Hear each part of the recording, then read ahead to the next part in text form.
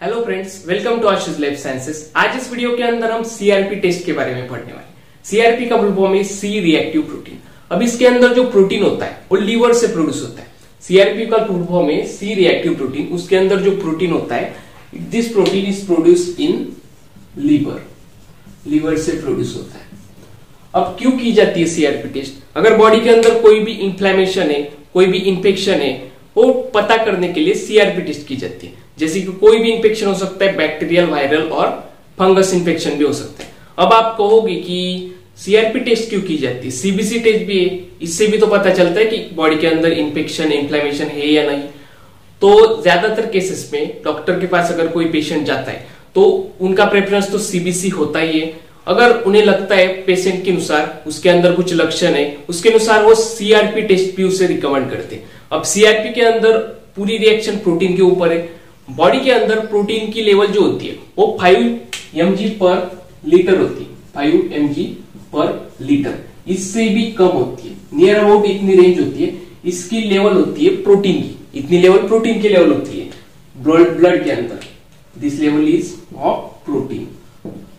अब ये लेवल अगर किसी के अंदर 50 से लेकर 100 तक चली जाए, 50 से 100 mg पर लीटर, इतनी लेवल अगर चली जाए तो सीआरपी टेस्ट पॉजिटिव आ सकती है। अब सीआरपी टेस्ट में जो भी रूमेटॉइड आर्थराइटिस है, एक डिसीज है, ल्यूपस एक डिसीज है। आप देखिए ल्यूपस, उसके साथ पे लिम्फोमा, जो लिम्फेटिक वेसल्स का कैंसर होता है, ल्यूकेमिया, जो ब्लड कैंसर होता है, ये इस तरीके के कुछ इन्फेक्शन से जो लक्षण होते हैं पेशेंट्स में, वो सीआरपी टेस्ट से हम डिटेक्ट कर सकते हैं। अब सीआरपी टेस्ट कैसे करते हैं, इसकी जो ट्रेडिशनल मेथड है, जो ग्लासवेयर के यूज करके करते हैं, वो मैं आपको बताऊंगा। सीआरपी के अंदर क्या होता है, दोनों के अंदर आप डिफरेंस देखिए, सीबीसी और सीआरपी। अब सीबीसी टेस्ट के अंदर हम डायरेक्टली ब्लड लेते थे पेशेंट का, तो इसके अंदर क्या करते हैं, ब्लड तो लेते हैं। अब इसके अंदर देखिए आपने, हमने ब्लड लिया, ये ट्यूब है, ट्यूब के अंदर हमने ब्लड लिया। अब इस ट्यूब के अंदर एक पेशेंट का ब्लड लिया, एक ब्लड लिया।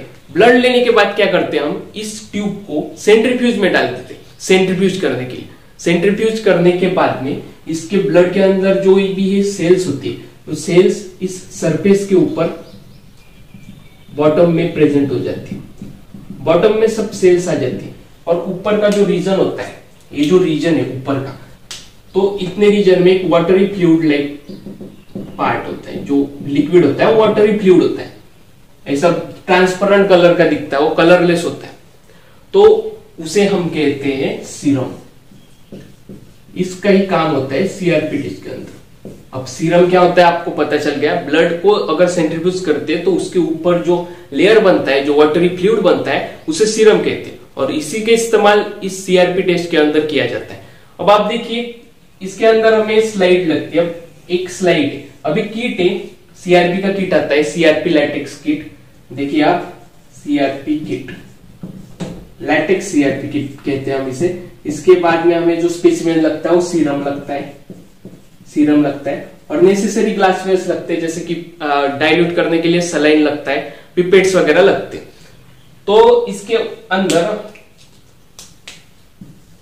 3 टाइप्स होते हैं। देखिए, एक तो पॉजिटिव का हो गया, एक तो नेगेटिव का हो गया, और एक तीसरा जो है वो लैटेक्स का हो गया। अब इसमें क्या करते हैं हम, जो भी सीरम है, हमने जो सीरम लिया ब्लड से, उस सीरम सभी में 1 ड्रॉप प्लेस किया जाता है, तीनों जगह पर 1 ड्रॉप किया जाता है, और उसके साथ साथ जो रीजेंट लगता है वो भी प्लेस किया जाता है। उसके बाद में इसे डाइल्यूट किया जाता है, इस तीनों को डाइल्यूट किया जाता है सलाइन से। अब सलाइन से डाइल्यूट करने के बाद में इसके अंदर इसे क्लॉकवाइज रोटेट किया जाता है। क्लॉकवाइज कैसे होता है आपको पता है, क्लॉकवाइज इसका रोटेशन किया जाता है इस स्लाइड का। अब क्लॉकवाइज रोटेशन करने के बाद में जो भी ये लैटेक्स है, इसके अंदर अगर पेशेंट में पॉजिटिव टेस्ट होगी तो लैटेक्स और ये पॉजिटिव, ये दोनों में अग्लूटिनेशन हो जाएगा। अब इन दोनों में अग्लूटिनेशन हुआ तो सीआरपी टेस्ट पॉजिटिव होगी, ठीक है। तो सीआरपी टेस्ट इससे पॉजिटिव आ जाएगी, और जो भी है इसमें नेगेटिव आ जाएगी, अग्लूटिनेशन होगा। तो उसके बाद में जो भी अब ये तो मैंने आपको बताया, ये ट्रेडिशनल मेथड है, पुराने जमाने में चलती थी, अभी भी यूज करते, यही मेथड यूज करते ज्यादातर पैथोलॉजी लैब में।